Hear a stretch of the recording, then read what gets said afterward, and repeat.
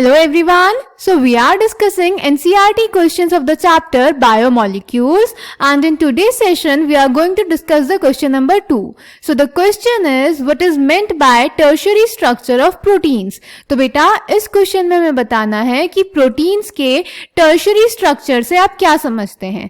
So let's check the answer. तो बेटा protein amino acids के हेट्रोपॉलीमर्स होते हैं, यानी प्रोटीन बहुत सारे अलग अलग अमीनो एसिड से मिलके बनते हैं.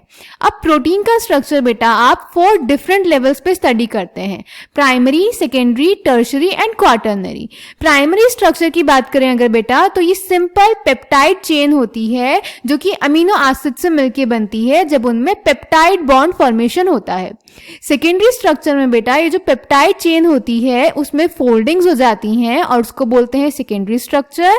For example alpha helix and beta pleated sheet. Then बेटा टर्शरी स्ट्रक्चर में ये जो लॉन्ग पॉलीपेप्टाइड चेन होती हैं ये हाइड्रोजन और डाइसल्फाइड बॉन्ड की हेल्प से एक हॉलो वुलन बॉल की तरह फोल्ड हो जाती हैं और इसको बोलते हैं टर्शरी स्ट्रक्चर. और क्वाटरनरी स्ट्रक्चर बेटा वेरियस टर्शरी स्ट्रक्चर से मिलके बनता है.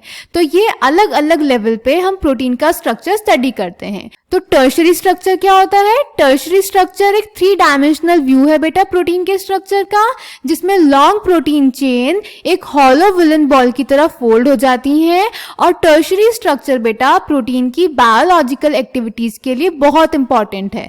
अगर प्रोटीन अपने टर्शरी स्ट्रक्चर में प्रेजेंट नहीं होगा तो वो अपनी बायोलॉजिकल एक्टिविटीज परफॉर्म नहीं कर पाएगा. Clear?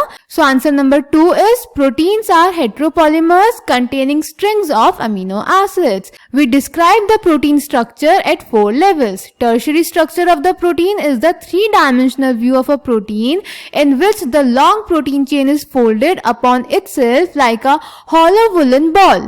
Tertiary structure is absolutely necessary for the many biological activities of proteins. Clear?